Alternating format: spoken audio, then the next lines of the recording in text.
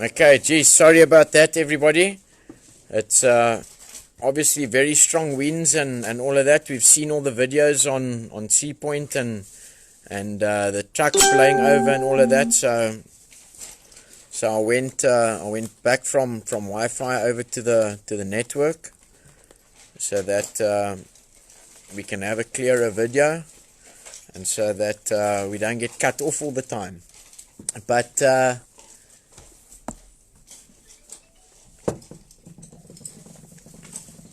tonight I wanted to speak about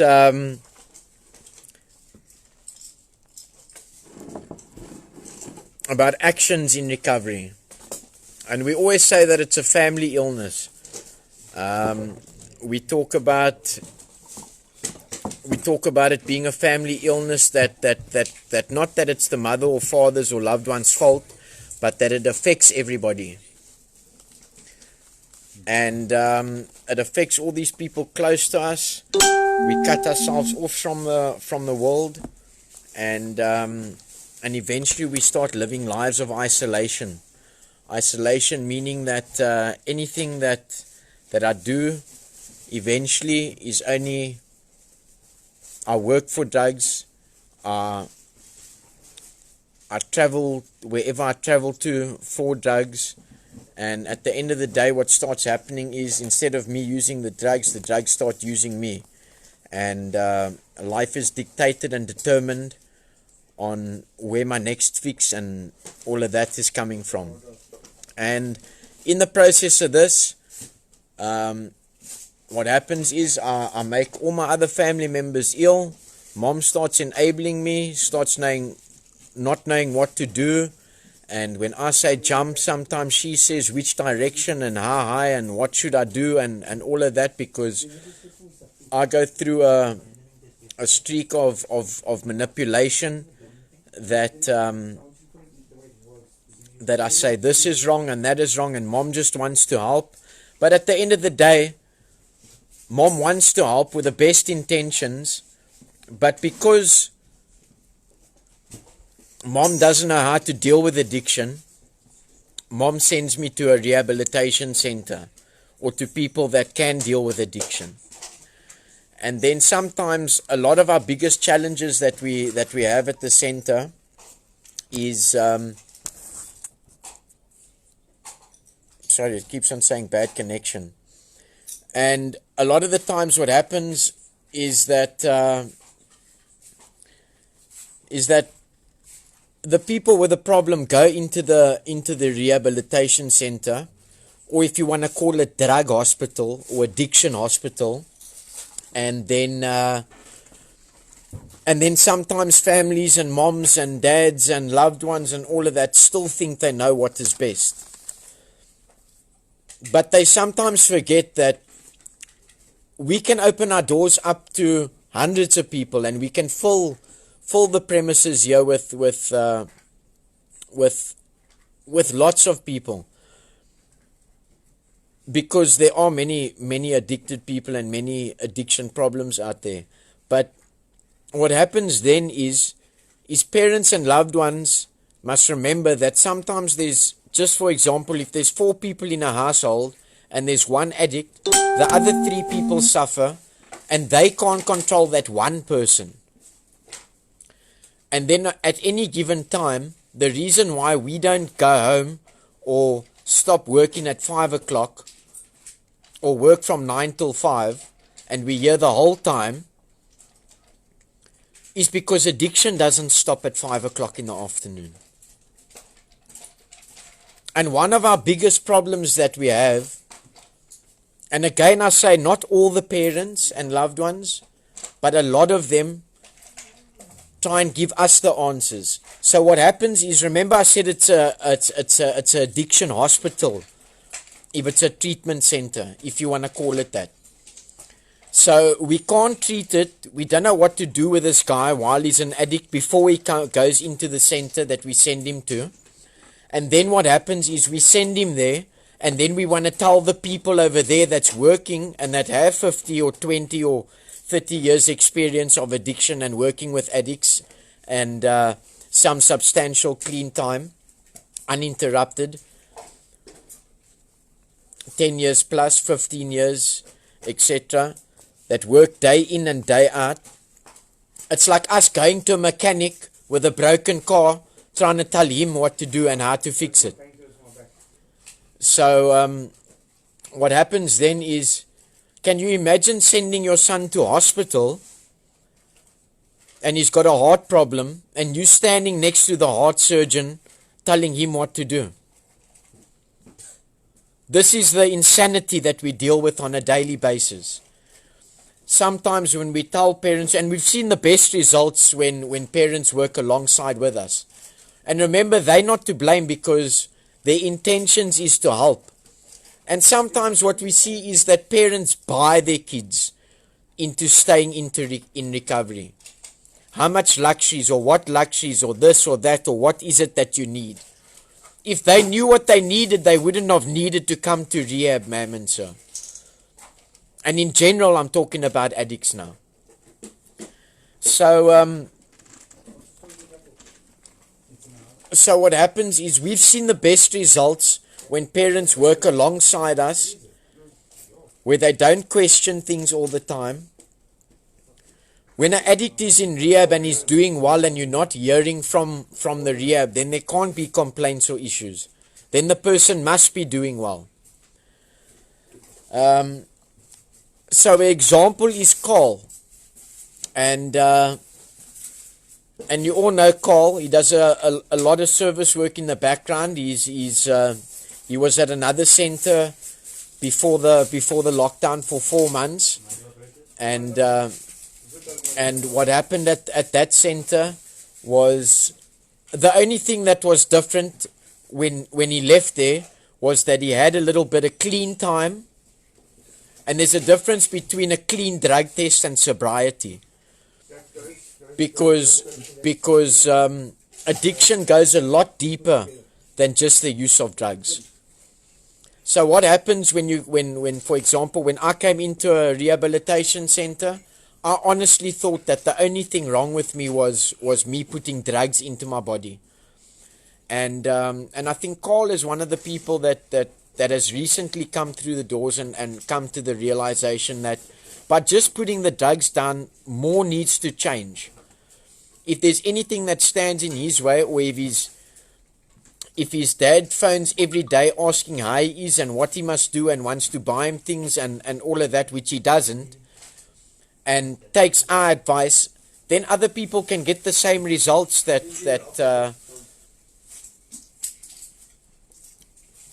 Carl is getting, and enjoying a sober birthday today. He's 34 today.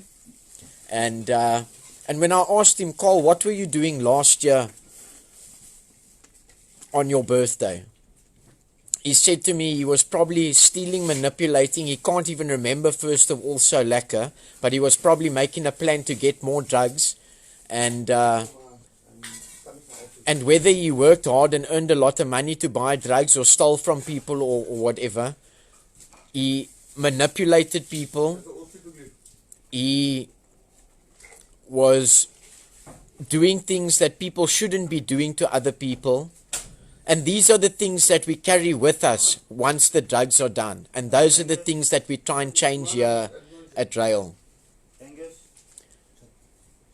And so we're celebrating a couple of birthdays. And it's proof, because it's an honest program. I asked Carl honestly, what was better? Was last year better, spending his birthday alone with his drugs? Or was it better this year, where he could take care of all his responsibilities and priorities and all the things that actually build self-esteem? And all his priorities and responsibilities and things have been taken care of. We had a lovely platter and a lovely cake, and he had good people around him. So what I'm trying to say is, when it comes to an addict being in recovery, is that when the people working on recovery and with recovery what needs to happen then is when the heart surgeon is busy working on the heart, then the person that was trying to get this person right and heal their heart all the time needs to step aside and let the heart surgeon do his work. As difficult as what it may seem sometimes, and that is where we've gotten our best results. When a couple of the other guys, we've heard Adie's mother speak, when we tell Adie's mother, ma'am, he doesn't need money for anything, he doesn't need luxuries, he's got all his needs are taken care of, then Adie's mom listens because she knows what the results are when we give our advice. And so that's how the guys grow, and that's how we all learn to do the right thing and support each other and things like that. Carl had a wonderful birthday today on the farm. So I also just want to go into a little bit of the literature here. And this is sometimes for the parents and people. Remember, I'm always speaking that I'm big on education, because I use the example of speaking to a mechanic. If you've got a flat wheel and you don't know what a wheel brace is, then you're not going to know how to change the tire. And it's the same thing that happens in recovery. You need to learn different things about life and different things about recovery that you didn't know before. And if nobody tells you because they haven't been through it, then surely they don't have the answers. So that's why we say, if an oak's got a heart problem, or if you take a car to a mechanic, then you must let the mechanic work on it, on the car. Instead of standing on the side there telling him, no, that that must be like this, or this must be like this. So we're a little bit late tonight, and rather late than ever. How's it, Felicity? Good evening, Mr. Oliver. Samantha, Ura, how's it, Tara? Good to see you guys watching. How's it, Auntie Joanne? Keenan, lekker, good to see you watching. I'm checking your name pop up more and more. Andrew Brown, you also came through our program. Good and sober. Lee J there in the UK. Daryl, how's it, Mom? My mom never used to watch me on social media. My mom used to watch me when I was in the house so that I don't steal anything. But at least now, because she stayed out of it and let the RAEL team do their work to help me work on myself and things like that, which must have been difficult for her at the time. Now she's getting the results and able to watch me on social media and things like that. So it's always lekker having a birthday here, because most of the times when we think of birthdays and things, we think of trance parties, booze, clubs, drugs and pubs. That's right, Daryl, better late than never. So I always tell you guys that I'm very big on education. I check Clutchy watches as well. Clutchy, I posted a lekker picture of you just to show the before and after. But remember, we keep working on the inside, because recovery works from the inside out, ladies and gentlemen. You get these fly-by-night rehabs that you go to that you can eat as much as you want, and they say beans, rice, and Jesus Christ, and they act like saints and things like that. And the pastors are riding the most expensive cars, and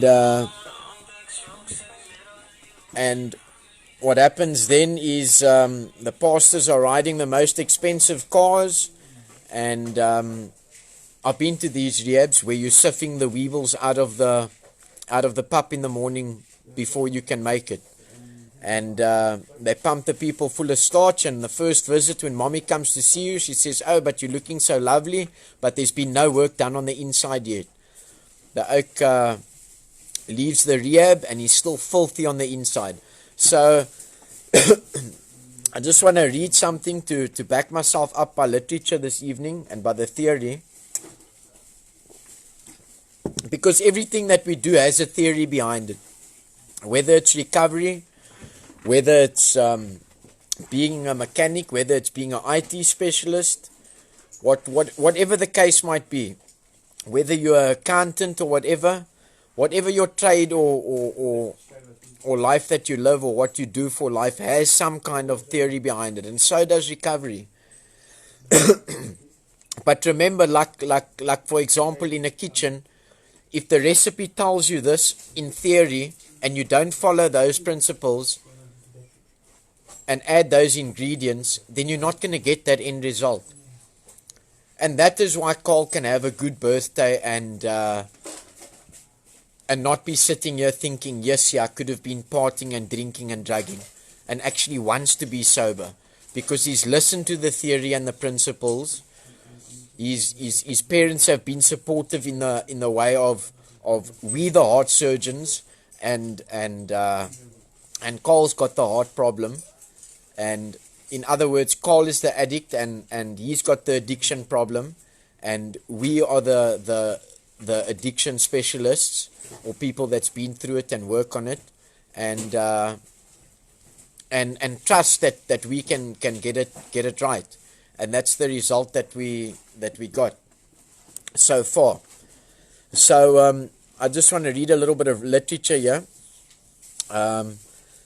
And we had a meeting with the guys a little bit earlier, and it's amazing to see how the questions go from in the first month to, have you heard from my mom? When is my mom phoning? Or when can I get luxuries? Or all of that. Other questions differ to a month later.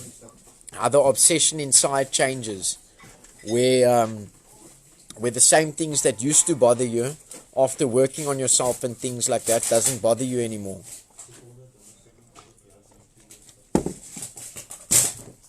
So sorry. Thanks, Carl. So I'm just going to read a little bit of the literature to you guys, and the nice thing about recovery is that these people get a time out in life, a time out. They get to take a time out where they can come into a place and correct their past mistakes. Take time out. Because that's right, Mr. Hall, Alton Shortlist. He's a great lawyer. We've kept a lot of guys out of prison for petty crimes and things like that, because we think that RAEL rehabilitates people better than the correctional facilities in this country. And I think that I can be living proof to that as well, because I think my mom is witness to that, and my dad as well, that I've been to the what we call the correctional facilities here in South Africa, and almost got lost in the system. And luckily I got back into contact with Auntie Debbie. I got back into contact with RAEL and Mr. Hall, and got my life back on track again, the way it was before, when I listened to Mr. Hall. Unlimited Enchies Klatjie, Stuyvesant Blue, lekker, and if there isn't, there isn't. I just need to accept that. But, okay, so I'll start by chapter 1. It says here this evening, who is an addict? And a big part of it is, I always say, why do we have to go through so much and lose so much before we put our hands up, surrender, and say, oh well, I'm an addict, and drugs has wrecked my life and my family's life, and I haven't seen my kids or this or that, or attained my responsibilities that I was supposed to do for the last 10 years, etc. Surely you must be sick in some kind of way if you've lost cars, houses, taken loans, etc., etc., and all the damage and chaos and shit we cause for our drugs. Because surely somebody doesn't want to be going through that. But when I got to a point where I really believed I couldn't help myself anymore, and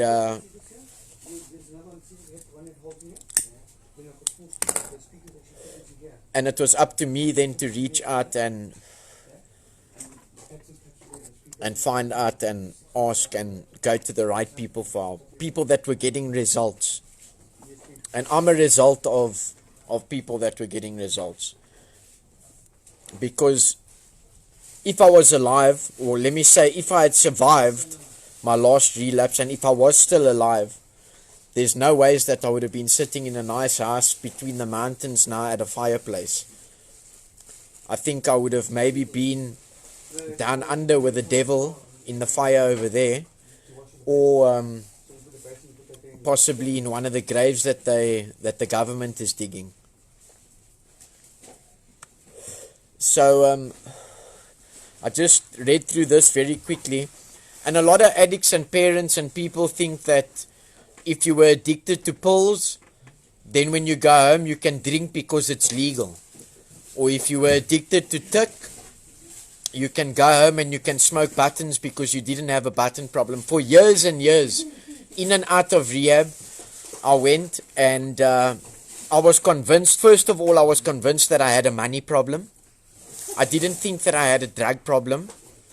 Everybody else around me told me that I had a drug problem. I said to them, no, bullshit. I got a money problem. I need to work harder so that I can buy drugs and pay my priorities and things like that. And you're right, Daryl, I would have been dead. And then eventually I thought, okay, maybe it could be the drugs that's making all this cuck in my life. And then I still wanted to do drugs, and I still didn't want to accept that it was the drugs. And then I thought, okay, I can do every other drug besides heroin, because it's only heroin that brings me down to my knees. And I didn't believe any of the stuff that people were telling me, because like I say, knowledge is power. So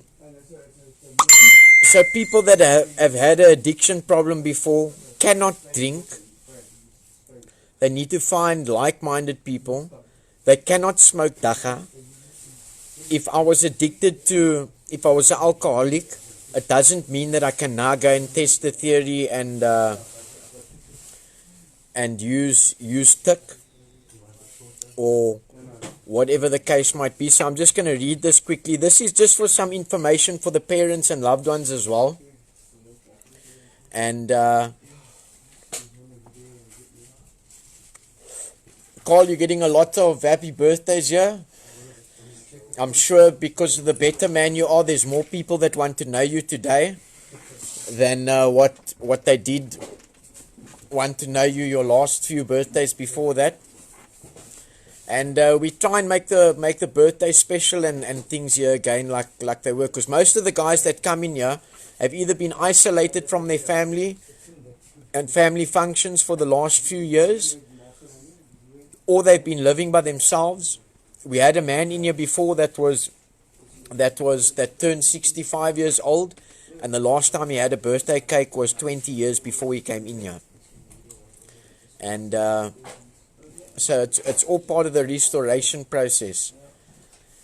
And it says, who is an addict? Now, most of us don't have to think twice about this question. We know. And if you're honest with yourselves, like I read, and we've read the chapter 5 of the AA book, where rarely have we seen a person fail who has thoroughly followed our path. At RAEL, we haven't seen a person fail who has thoroughly followed the path that we tell them to follow. We haven't seen it yet. And I doubt we will see it, because there isn't a glitch in the system. The other night I spoke about glitches in the system. You can leave school early, and you can do matric from home and just study past exam papers. You can You can do a couple of other things the easier, softer way, but recovery you can't do the easier, softer way. Most of us don't have to think twice about this question. We know, if we're honest with ourselves. Our whole life and thinking was centered in drugs in one form or another. The getting and using, finding ways and means to get more. We live to use and use to live. So, even if I was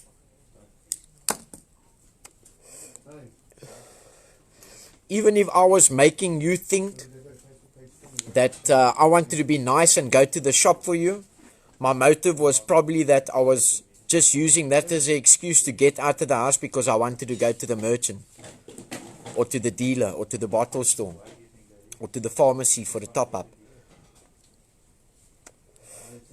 And that is why we need to check all our motives all the time. So, we live to use and use to live. Very simply, an addict is a man or woman whose life is controlled by drugs. We are people in the grip of a continuing and progressive illness whose ends are always the same: jails, institutions, and death.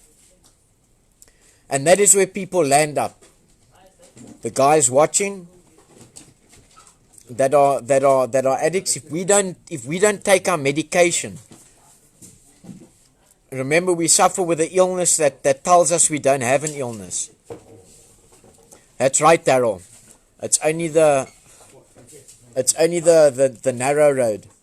I'm limited today to doing and going and living in a certain way.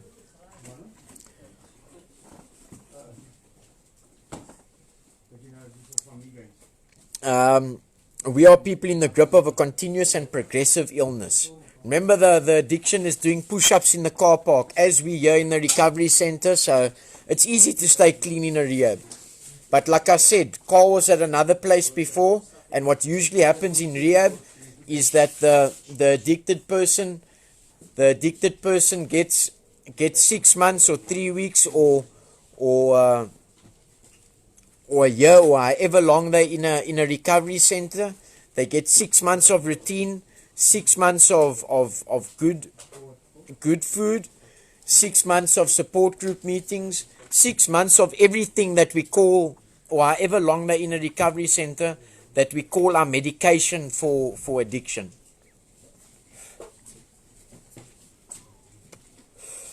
And what happens then is what many parents tell us is that, okay, he was making his bed.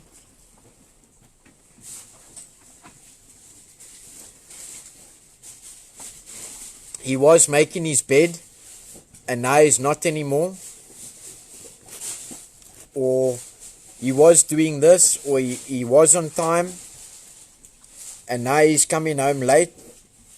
And it's all those different kinds of things that we have to stick to. He was going to meetings and now he skipped the meeting, or he started hanging around with this one again or that one, or all these things that come up. Those of us who are in the program do not have to think twice about the question, who is an addict? We know. The following is our experience. As addicts, we are people whose use of any mind-altering or mood-changing substance causes a problem in any area of our life.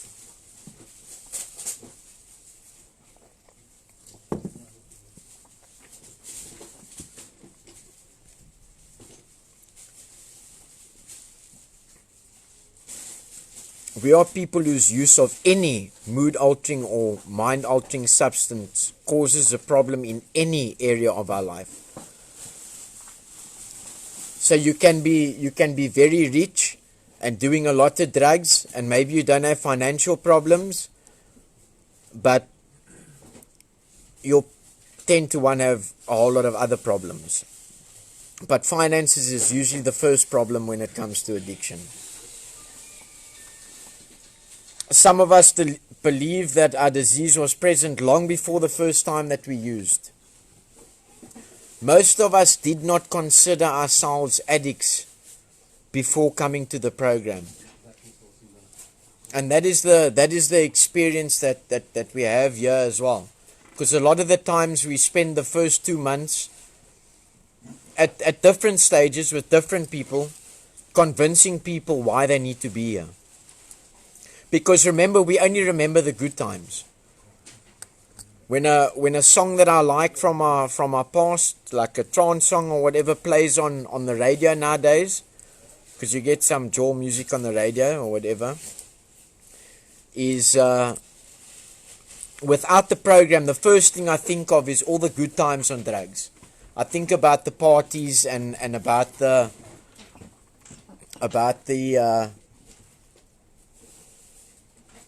I think about the parties and about all the good times. I don't think about the times that I needed to beg my mother for food, or I wasn't allowed in the house, or the times I sat alone, or the times that I was looking for a place to sleep.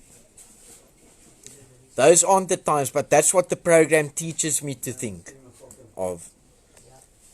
When I ride past the robots and things like that, like we see now, that there's oaks at almost every robot, that if you're ignorant, you'll think that they're traffic cops with all this load shedding and all of this. But they're not traffic cops, and it's got nothing to do with load shedding. They are sick people caught in the grip of addiction that are begging for money because they need more drugs to survive, because they don't know a way of life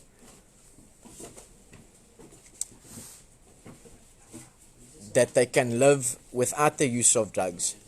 So no matter how hard they try, they need to go into a center, and that is eventually where it ends. It ends up at the robots, or ends up at jails or institutions.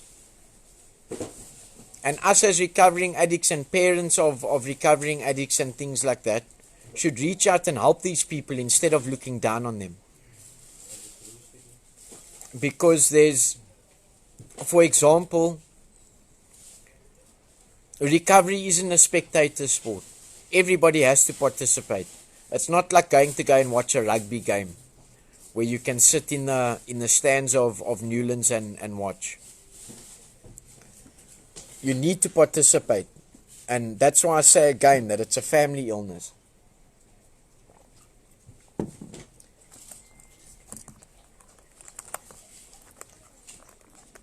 I smoke in the meetings because cigarettes don't make my life unmanageable, Carl.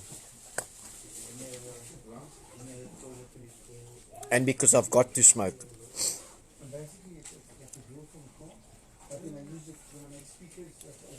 Addiction is a disease that involves more than just the use of drugs. Most of us did not consider ourselves addicted or addicts before coming to the program. The information available to us came from misinformed people. We looked at the stopping, not the using. So in my mind, when I could stop for a period of time, then instead of looking at all the shit that I made when I was on drugs, I would look at, hey, Mom, but look, I stopped for a while. Or I'm not so bad, or I would justify it in my mind. I feel like Cyril now, don't rub your nose. And as long as we could stop using for a while, we thought that we were alright. We looked at the stopping, not the using. As our addiction progressed, we thought of the stopping less and less. Only in desperation did we ask ourselves, could it be the drugs? We did not choose to become addicts. We suffer from a disease that expresses itself in ways that are antisocial and that makes detection, diagnosis, and treatment difficult.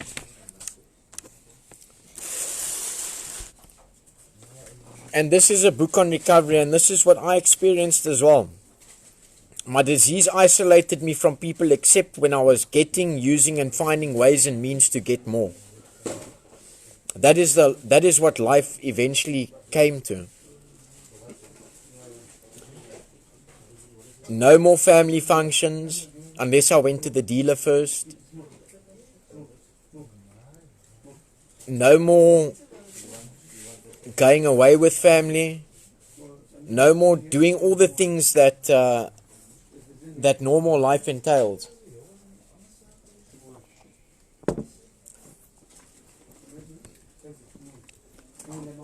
Hostile, resentful, self-centered, and self-seeking. We cut ourselves off from the outside world.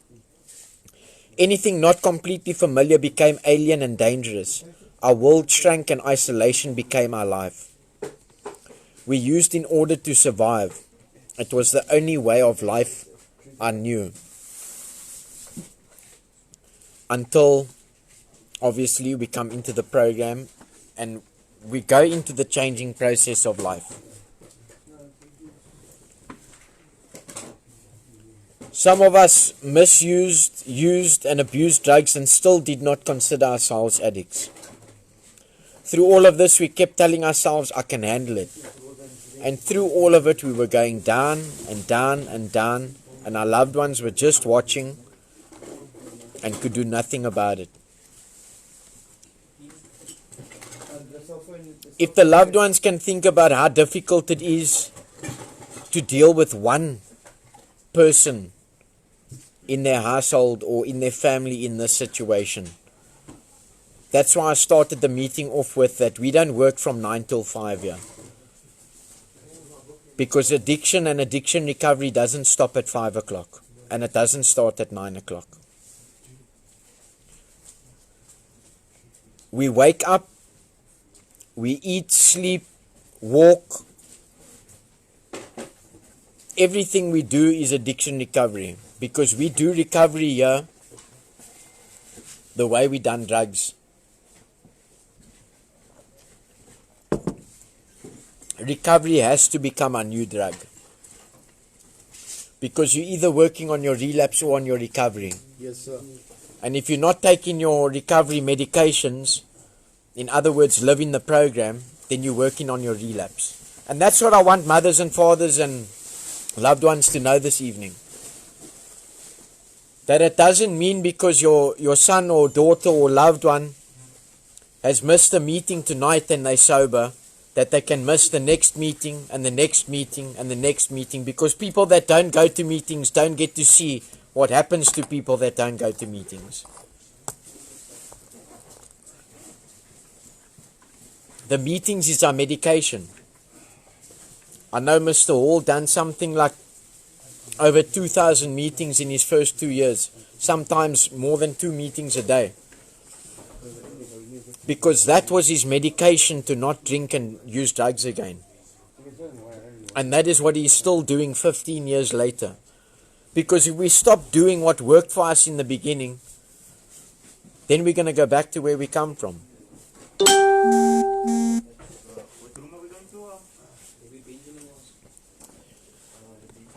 Through all of this, we kept telling ourselves, I can handle it. Our misconceptions about the nature of addiction included visions of violence, street crime, dirty needles, and jail. The classic example of that is the cocaine addict stopping at the robots, snuffing a line off the mirror on his lap in his Merc, and looking down on the heroin addict that is at the robots.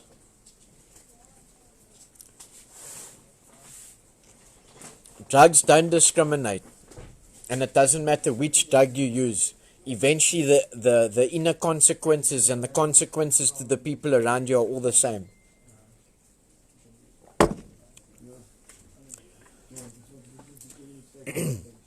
When our addiction was treated as a crime or moral deficiency, we became rebellious and were driven deeper into isolation. And eventually I also got to a point where I was trying to get life right. I had a job, and because of my own doing, I felt like the outcast of the family and things like that. I didn't want to be around them on family functions and that anymore, not because they were bad people, but because I was a sick person and my own actions had caused guilt and shame upon myself that made me feel uncomfortable around them. And I would rather choose to work a double shift and use that as an excuse on Christmas than to sit with my family and have Christmas lunch. Because at least then I could still, on my way to work, stop at the dealer. Because I was so sick, sitting with the family didn't interest me. But I would sometimes still try and portray that that's what I wanted to do, but I couldn't. Because I had to work. And I was driven deeper and deeper into isolation. I would work during the day, usually in the hospitality industry, thank God for it at that time. I would work afternoon shift. So when everybody was awake and gone to work already in the morning, I would be waking up. I would be waking up and they would be halfway through their day of work already. I'd be going to work, and by the time I get home in the evening, after my late shift, they would be sleeping already, and that way I was completely in isolation. And my whole world revolved around waking up in the morning, and if I had money for my next fix, I would get my next fix and go to work. And if I didn't have money for my next fix, I would make a plan for money for my next fix, and anything foreign that stood in the way of that, I would either take a detour or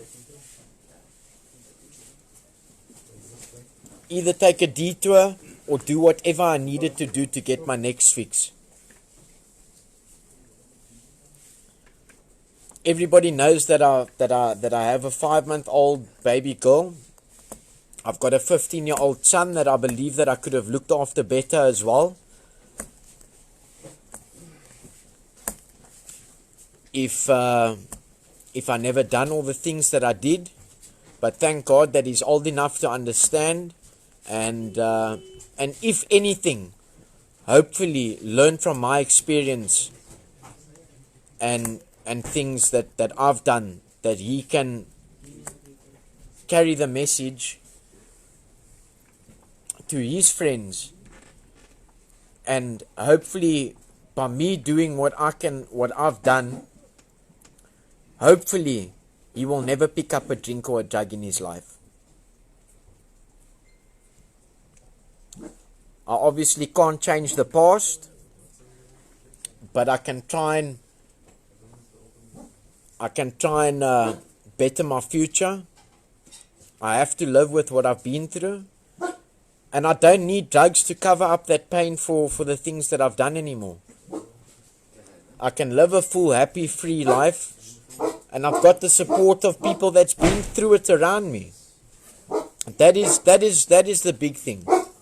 That is how I've grown together. I know Carl has got his own story as well. And I'm saying his name a lot tonight because it's his birthday. And I have to exaggerate the fact of him expressing himself the whole day, that he never thought he could enjoy a birthday the way he did today without alcohol or drugs. And the nice thing about me coming into recovery is that recovery has given me a blank page. And Mr. Hall and RAEL has given me the tools and the colors of all the colors of the rainbow to color that page the way I want to. If I'm humble enough to put out my hand and ask for help each time I face a problem. So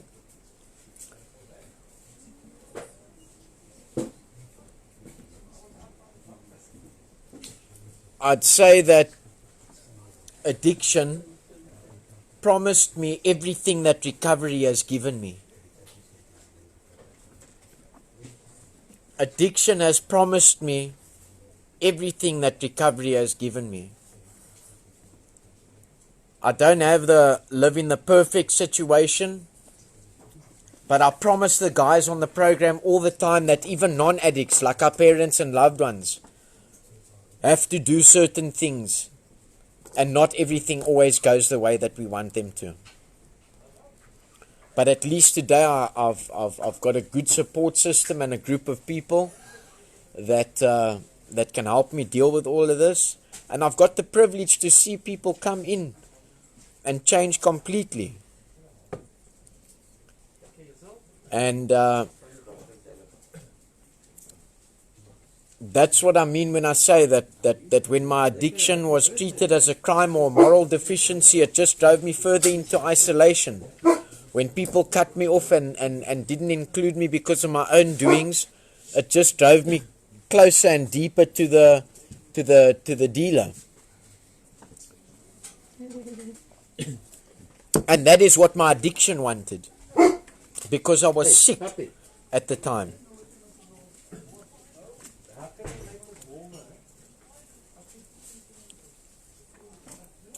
When our addiction was treated as a crime or moral deficiency, we became rebellious and were driven deeper into isolation. Some of the highs felt great, but eventually the things that we had to do to continue using reflected desperation.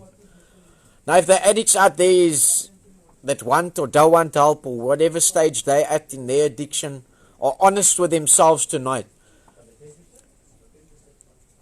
or the mothers and fathers of addicts out there tonight, if you guys are honest with yourselves,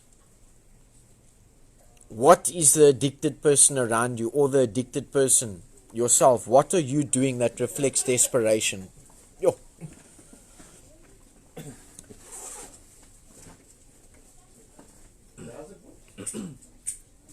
Some of the highs felt great, but eventually the things that we had to do started reflecting desperation. We were caught in the grip of an illness. And I was caught in a grip of a terrible illness, where I neglected my responsibilities. I hurt the people around me. In the process, I hurt myself. I had to wake up in my own body with myself in the morning. There were mornings that I used to curse God and ask Him, why is He allowing me to wake up again? And now I can wake up in the morning and thank God that I'm waking up again, that I'm waking up in a warm bed. And it's always the small things that we take for granted in our lives. And today I can sit here and honestly say that I'm in recovery, but I'm recovered because of the help that I got from RAEL and Mr. Hall and the rest of the team, and because I took responsibility for my own actions and acknowledged and I was honest with myself with what I was doing. So I'm going to read a little bit more here. We were forced to survive any way that we could. We manipulated people and try to control everything around us. This is me completely. Where it says we, I'll use the word I. I lied, stole and cheated and sold myself. Okay, I didn't sell myself, but I probably would have ended up doing it. We had to get drugs regardless of the cost. Failure and fear began to invade our lives. One aspect of our addiction was our inability to deal with life on its own terms. So I didn't know how to live anymore on or off drugs. And that's where RAEL came into the picture, because I needed their experience to teach me. Because like I said in the beginning, you don't send your sick loved one to a hospital to the heart surgeon and then want to tell the heart surgeon what you must do to the heart. You let them do what they must do.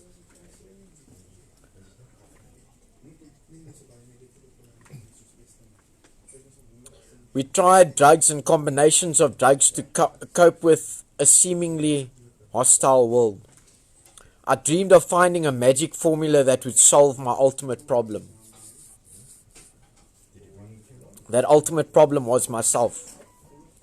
The fact was that I could not use any mind-altering or mood-altering or mood-changing substance, including marijuana and alcohol, successfully. At the end of the road, drugs ceased to make me feel good. The drugs wasn't taking the pain away anymore. I needed to recover.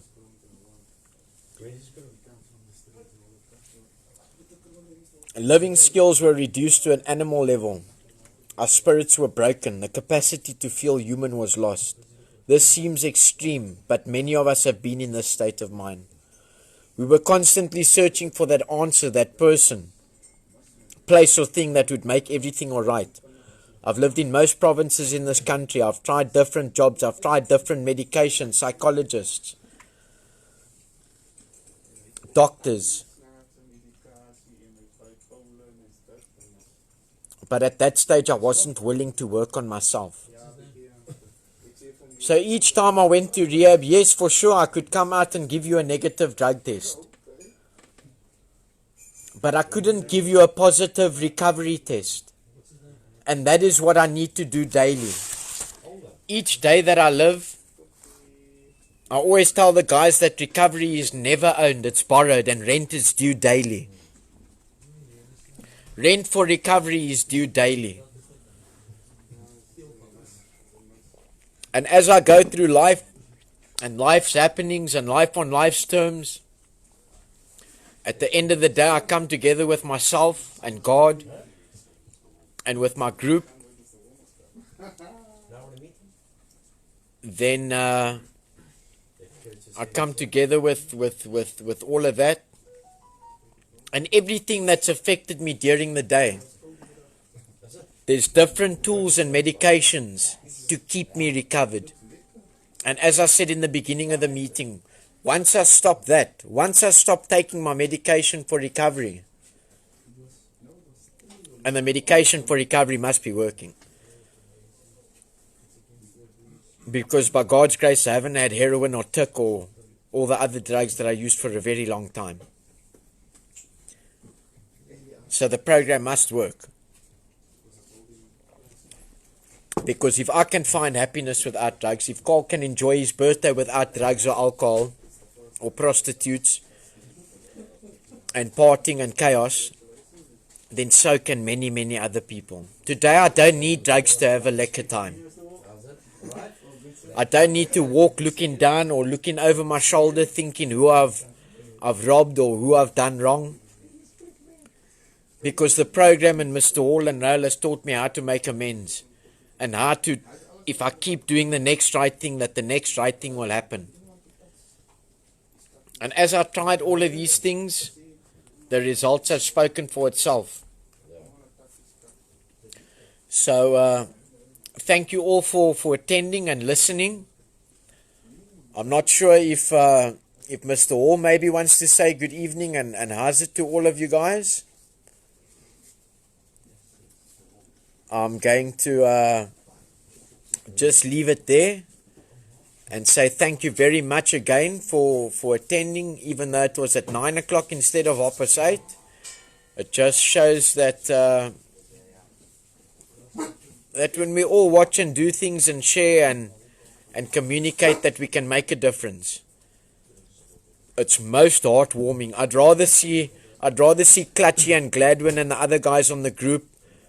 I'd rather see them on the group or in a meeting than at a jail. Lekker to see you guys over there. And Mr. Hall just wants to have a quick hello, good evening, all of that. But thanks from me. Everybody stay safe, keep warm during the load shedding. And the guys in recovery, keep doing what you need to stay in recovery. Because we're either working on our recovery or on our relapse. Thank you very much. God bless.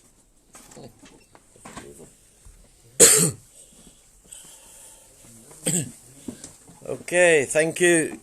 Good evening to everyone. And thanks to Kurt for another brilliant meeting. Man, he's grown in leaps and bounds, and he knows how to carry the message, because when you've been down a road, you know whether you're going to go straight down that road or you're going to make a U-turn and come back and look for the better road. I've been away for a couple of days, and the last time I'd been away was when I went to Japan for the World Cup. So it was nice just to break away for 2 days and smell the sea. But Mrs. Zuma said we're not allowed on the beach. On the beach, I didn't say beach. On the beach. Now we know she's insane. This place called South Africa now should be a rehab, because you're not allowed to buy cigarettes, you're not allowed to buy alcohol, but you're allowed to buy drugs. So we'll use it a rehab without drugs. I just want to tell the people out here, I make these videos for a very specific reason. And the reason is one day that my daughter can see that her father did not sit on his ass and at least raised opinions and questions and followed things, etc.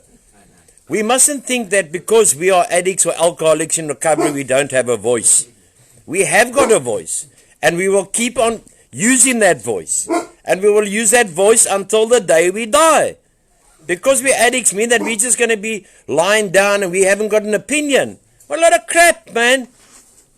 The president wants to tell us how to run our country. We know the COVID virus, and we know that it's obviously affects a lot of addicts. I just see now one of the night shelters has closed down because of the COVID. So we've got more people homeless. But our esteemed government didn't take that into consideration, because they're living in bloody mansions while our children are dying on the street. And you can very well say, yeah, it's our own cause and we caused it and all this crap, man. People, I'm encouraging everyone to stand up. There's a lot of addicts I go to war with. There's a lot of addicts because we know hard times. We know what it's like to go a week or so without food. We maybe when we gerook and when we drunk, we are different people. But when we are sober, wow, we can do whatever we want to do, how we do it. We're hardworking. We live for other people. I was listening to Kurt's share, and it made me so proud to be his mentor. We got God in charge, and then we got mentors. And I see other Clutchy and Cindy's on, and Gladwin, Daryl. We will become us as a family, man. We don't need this shit from our government, man.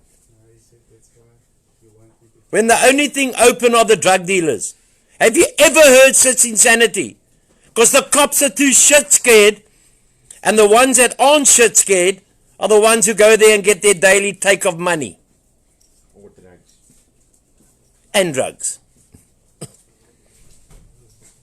So people mustn't look at us and say, hey, you've had a checkered past, and you've been there, and you've been there. Yes, we have. We've lived life so far to the full. But now we're living life to the full, being sober. Okay, sorry, I'm just seeing if anyone is posting a message here, because I just get bedorned with these people.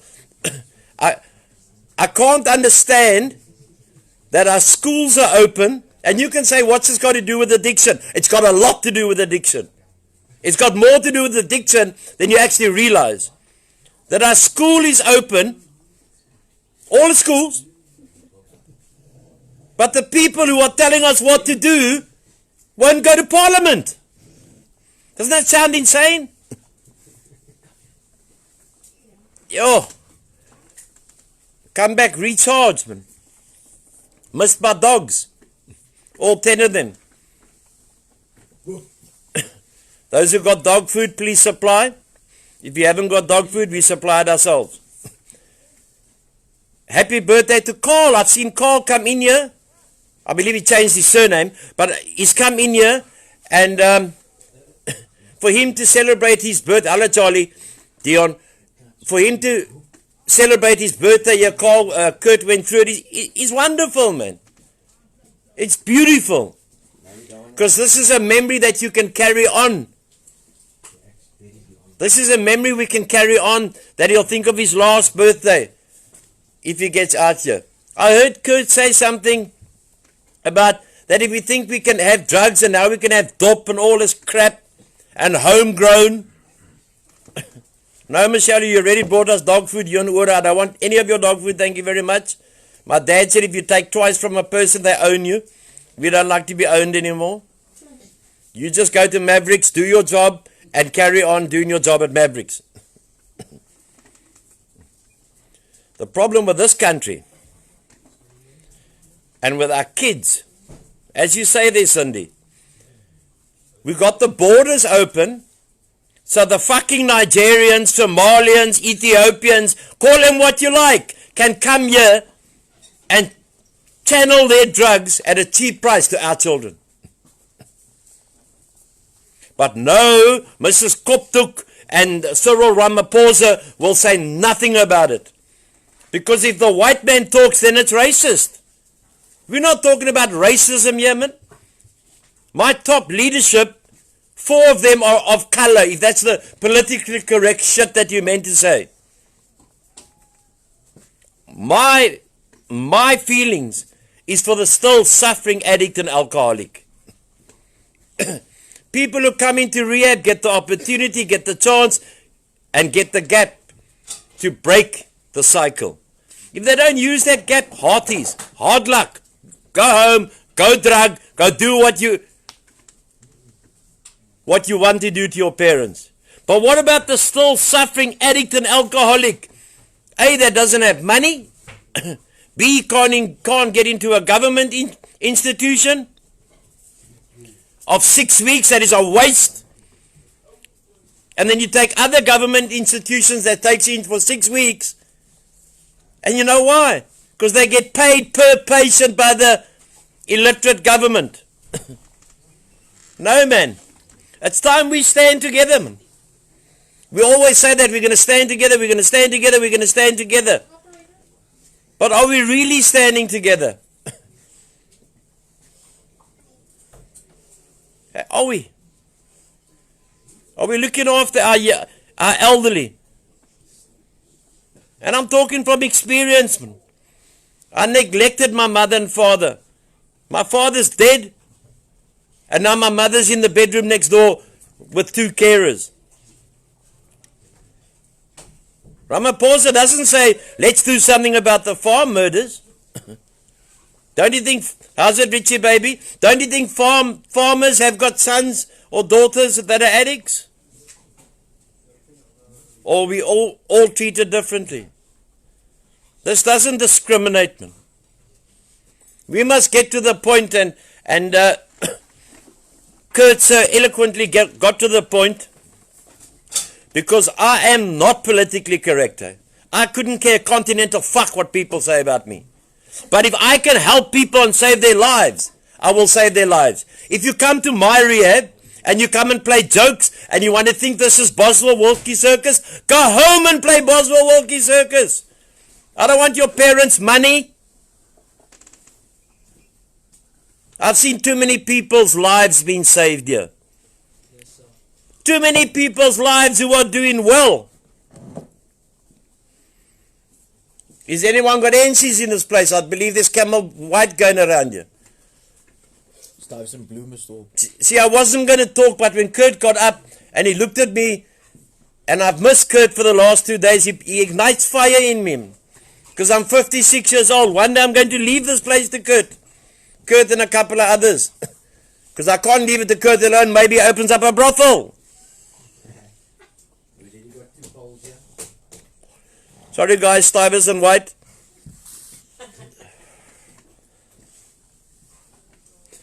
So what are we going to do? What are we going to do to protect our children? Are we all going to go on one knee? On one knee for what? Okay, Richie, I can't help you, you're a cheapskate, my bro. We're on Camel White. And I believe here from okay, I'm just reading that someone has written a whole essay here.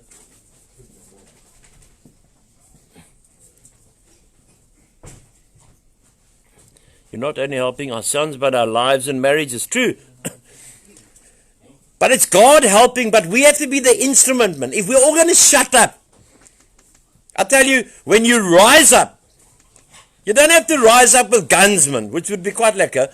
But if you had to rise up and say enough is enough, A taxi can block a road, a truck can block a road, but let a white man will block a road in a car, or a colored man, or an Indian man. Because if the Indians there were there, and I love the Indians, at least they would open up a shop on the corner. South Africa, we're standing at the Rubicon of this nation. I went through to Strathspey, beautiful area, lovely area, and I've been there sometimes drunk, sometimes sober, but this time I went there sober, and I went to go look for a restaurant, and we found a small restaurant, and we had nice food there, and I started speaking to this colored lady, and I said to her, "How's it going, my dear?" She says, "There's no one here, sir." I said, "But I'm here." She says, "There's no other people who come in here because they can't enjoy a glass of wine." Highland. And I looked at that girl and I thought, "Hey, hold it, man." And I said to her, "Do you have a family to feed, my dear?" She says, "Yeah, I got 3 children. No husband. I rely on this job. But my boss says it's not looking good to keep the business going." It's insane, man. We're locked in our houses. We can't go to the beach. Have you ever heard such crap? You can't go to the beach, but you can put 30 people in a taxi. Surely even Richie knows that's mull.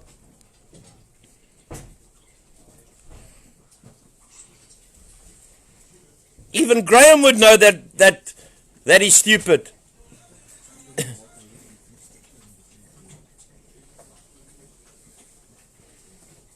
It's time, South Africa.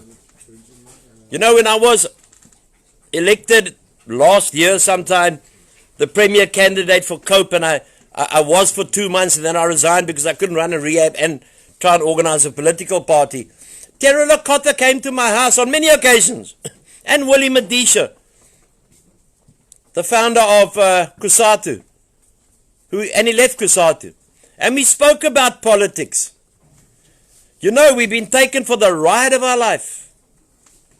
Then they want to take people's private pensions. Are they just to take people's private money that they've worked their whole life for? I can almost thank God, because we mustn't pussyfoot, man. I can thank God that my father is not alive. I can thank God my dad is not alive, and my grandfather who was in the Royal Navy. Have we got weak? Isn't it time that maybe I organize all recovering addicts to hit out? And we'll go stop every single road in this town and Cape Town.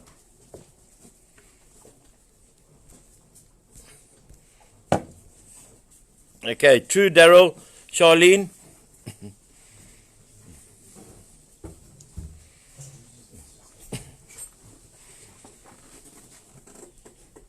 Yeah, Charlene.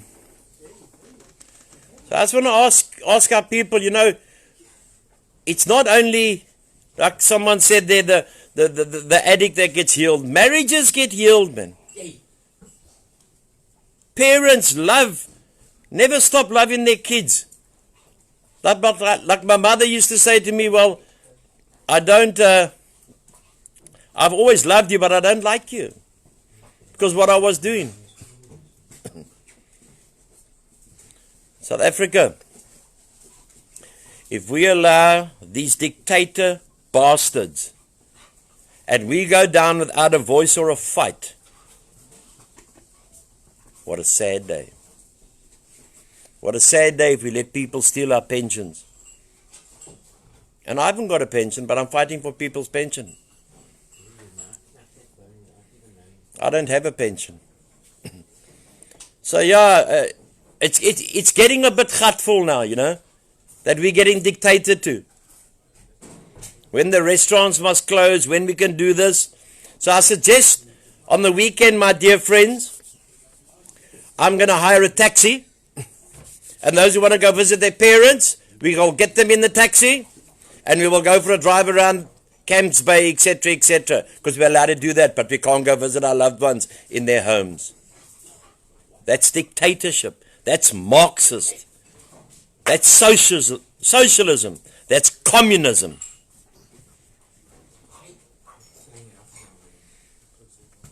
Hey, Winston Churchill was right when he said, we will never surrender. And that's why us addicts who are making it, who are sober today, will never surrender.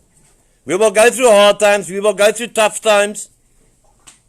Richie, we can have lunch at the Grand West. Last time I was at Grand West, I won about 33,000. Ask Kurt, he got a cut. And, sorry, Graham. 21st. Hello, Heather. Hello, Bayer. Good evening to you. And then we go around the peninsula. And we have to open a window up. So let's just hope it's not raining. What has this got to do with addiction? Our children are getting bored. Our children are getting enticed by other people. Have a drag of this, have a drag of this. Go look what's happening on TikTok. Besides Carl on TikTok making a fool of himself, go look what's happening on TikTok. And what do? There but for the grace of God go I. Never before. Never before has one nation, and let me just call it like it is, white and colored, been under such attack. They're attacking our children with drugs. They're denying our elderly visits. Who's left? Us in the middle. Us in the middle. You know what it's like when you take alcohol away from an alcoholic and he suddenly just has to stop and he cannot go to hospital because he hasn't got medical aid? And when he does, and if he has got medical aid, they say no, the beds are for the COVID virus. And if you go to the government hospital, you will be turned away immediately. I guarantee you that. Besides Carl Bremer, which is now probably also full. That's what it's got to do with addiction. There's a much bigger picture than people think of smoking a pipe, putting a needle in your arm, or just having a drink. No. Much more than that. We're not brainless, man. Our families aren't brainless.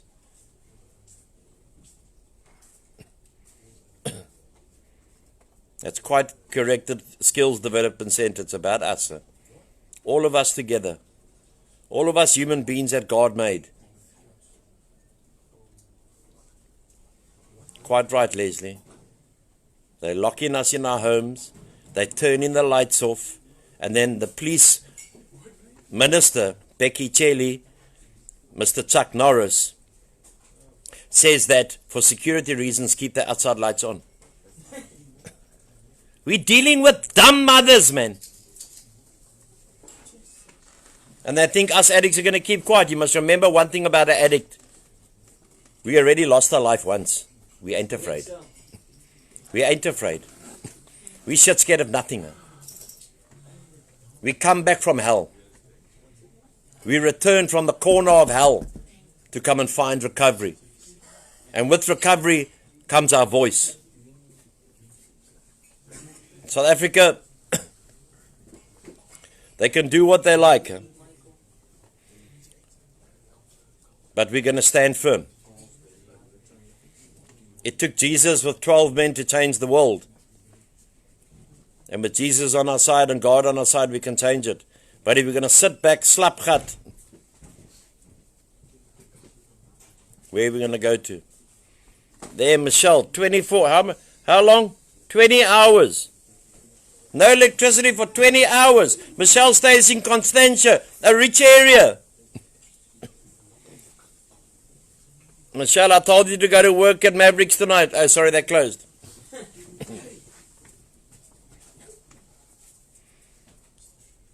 A lady and her daughter must be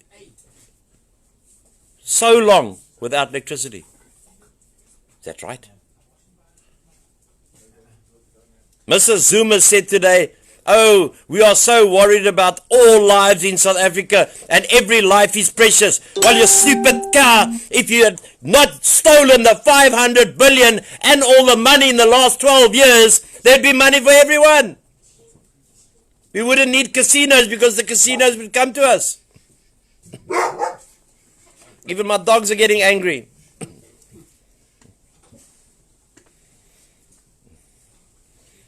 Daryl, we've got tremendous faith and that's what keeps us going, brother. Like I said, we were dead once, but we're not dead anymore, man. And we're not going to just be big backs, man.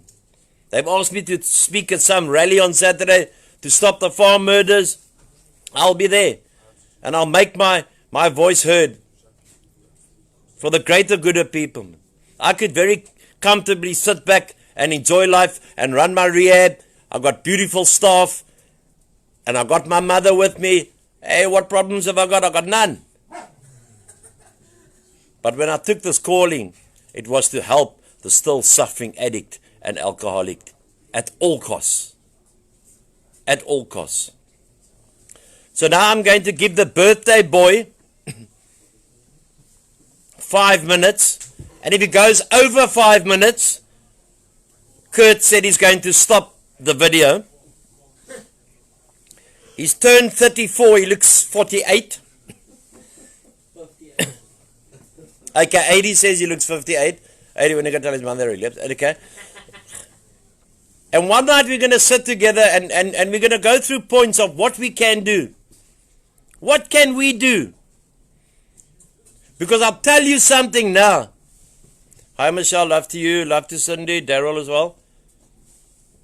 Your best friend is an addict in recovery. Yes, sir. I want to tell you a short story and then I'm going to give it over to Carl. I don't even know what his surname is anymore. But as long as it's not Carl Houston. I phoned Richard Ferreira, an addict who came through this farm. Not an addict, we should get rid of that addict, man. Why don't we just call a person that came and was stuffed from drugs? Because addict sounds a bit heavy. And I phoned Richard at about 11:30 because we were driving on the road, was a bit long and I was getting a bit bored. Kurt, can you light this Marlboro Blue Beyond, please? Double switch. Okay, hardcore. And I phoned Richie just as a joke and I said, how's it, Richie? What's up? And he said, no, Mr. Hall, I'm fine. What are you doing? I think Richie was maybe busy. I don't know. I think he was. And it was 11:30 at night. And Richie lives on the far side of Cape Town. And I said, Richie, I've run out of petrol. He said, what, Mr. Hall? You run out of petrol? That's not like you. I said, they use my car all the time. And I've run out of petrol. Do you know what this young man said to me? This beautiful man who 3 years ago came in broken and today's a Springbok. This is love, man. This is love.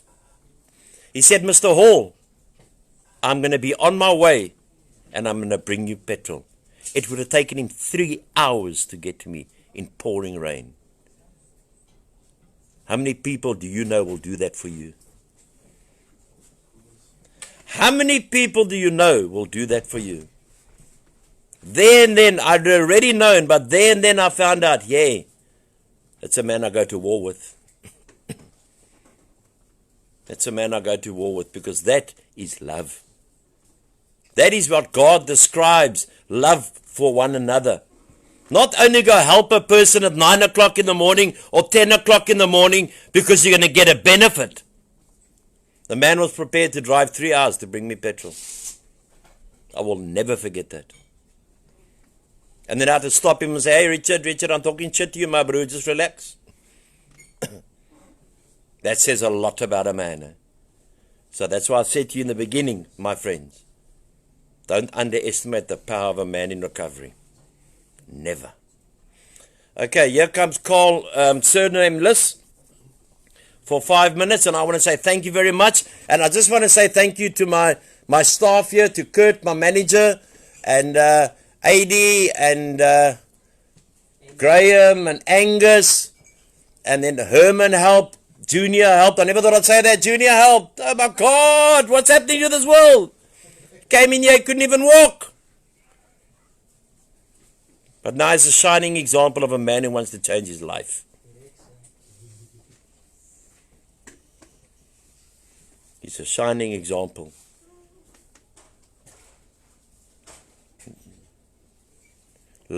Love and never underestimate an addict in recovery. We can do anything that we want to do.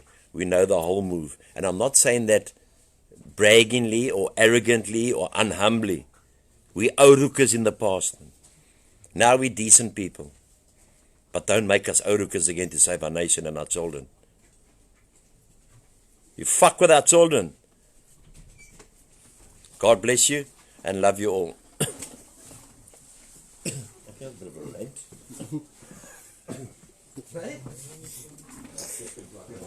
Good evening, everybody.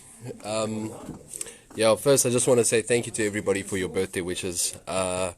They are greatly appreciated. Thank you to Mr. Hall, thank you to Mr. Schuler, thank you to the entire team here, even the gentlemen on the farm, and obviously all of you for your wishes. You guys have made me feel truly incredible on my birthday, made me feel special and loved and cared for. And that in itself is, it's been a rare feeling for a while. I think just to paint a brief picture. Last year on my birthday, I remember waking up in the morning and I was living in a flat on my parents' property, and they were calling me into the house because obviously they wanted to give me wishes, and they obviously wanted to give me a present. And I remember it was the worst feeling in the entire world. Like I just didn't want to go into the house. Thank you. And the reason I didn't want to go into the house was because I think for at least the last 10 years, my birthday has always been marked by one thing. It's the feelings of low self-esteem and no self-worth, knowing that people were going to want to wish me or want to give me something and feeling like I didn't deserve anything or like I wasn't worthy of a gift. My birthdays were always just another day to remember.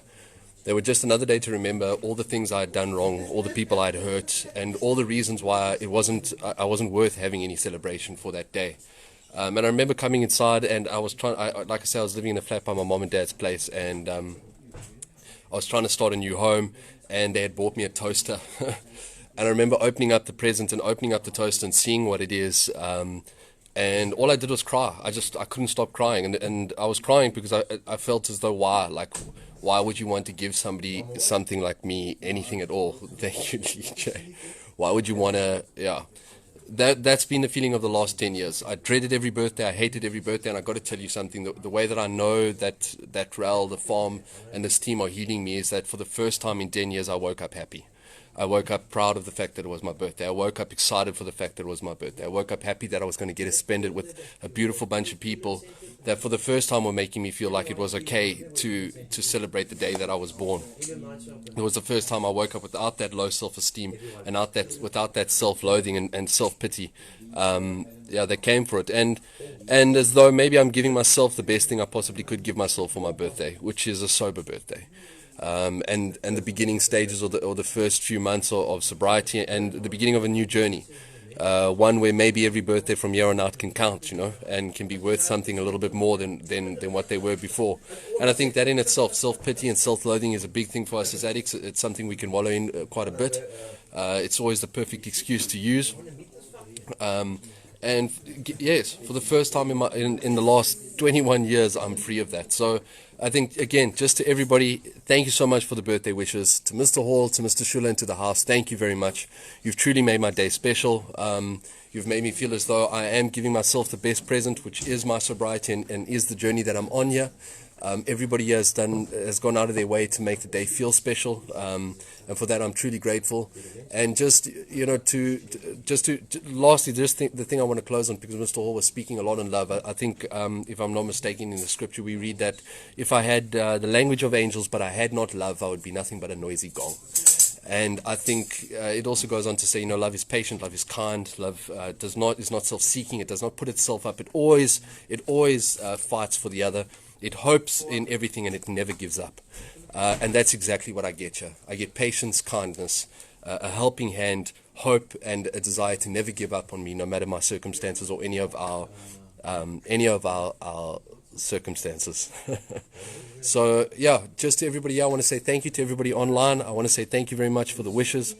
I really do appreciate it. It's been a beautiful day. You guys have all helped to make me feel special and as though I do matter and as though I'm on the right path, and for that I'm truly grateful.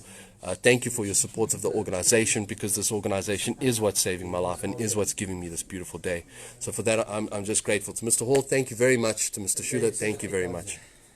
Love you guys all. Have a beautiful evening. Cheers. Okay, good evening everybody. So that was Carl that had his first sober birthday since 20, I don't know. But I was also 9 years sober once, when I was 9 years old. But anyways, thank you all for watching this evening and sharing this experience with us. And Take a tour of the house, Bruce. And we it's a little bit dark outside, but inside over here we've got Why don't you change the screen? we've got Tyson. Can I still see though? Now you can just talk. Ah, okay, there we go. You see, that's why I listen to Mr. Hall. We've got Tyson over there. Mr. Hall's collection of elephants over there. He loves elephants. There's many more where that came from. And then there's pictures up there of memories and times. Then we've got Junior that was that was almost not human when he got here. He's a fully functional human being now, and contributes a lot to the program. Love you too, Richie. Okay, and then we've got AD over here. That when he relapsed, he told his mom that Mr. Hall relapsed. But that's how addicts manipulate and want to get their way. So that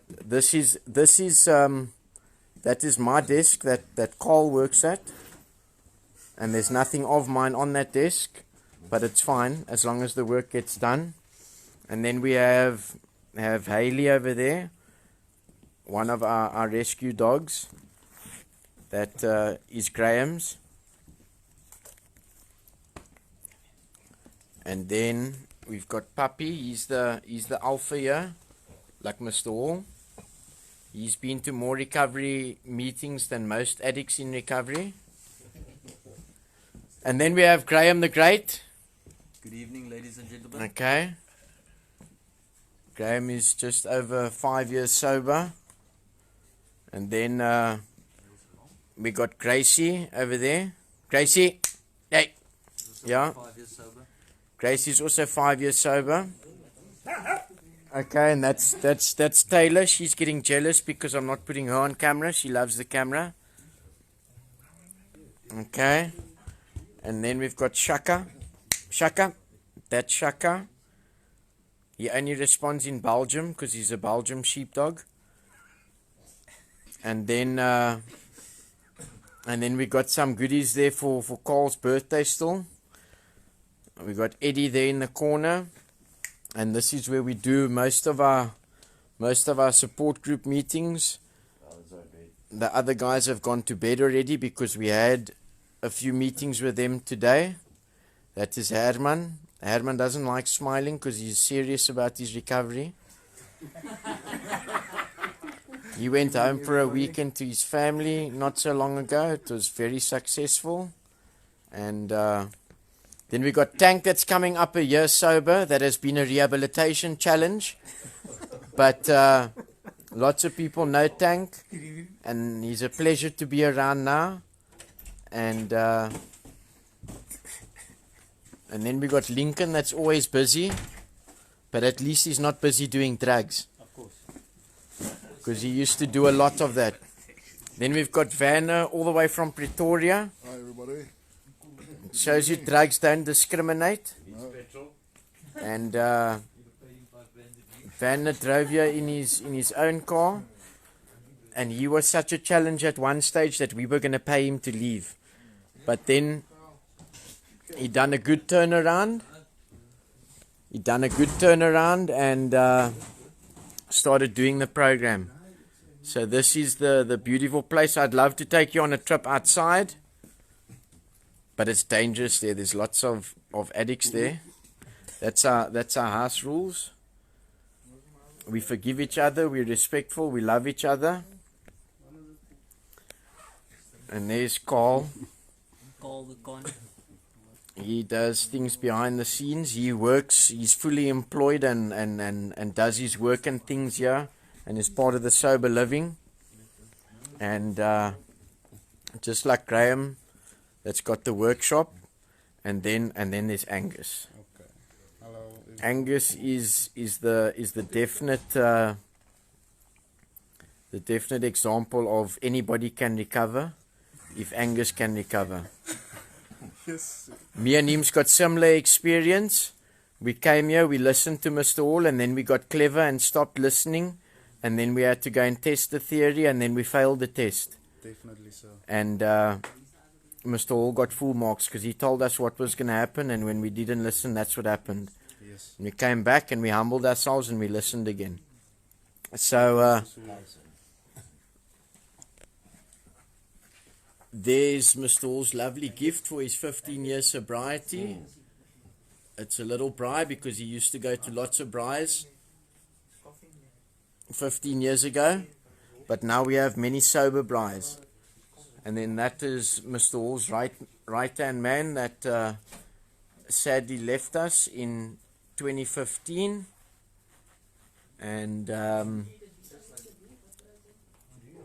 and we love lots of other dogs in his legacy. Okay, so that is unfortunately I can't show you a picture of Lee J because Carl keeps those to himself, and she's a part of our team and part of our family. And there's many more, but sometime during the day I'll take you guys on a trip around the farm to show you our veg tunnels and a lot of what goes on here. Obviously we'll just keep you out of the more personalized meetings and things like that.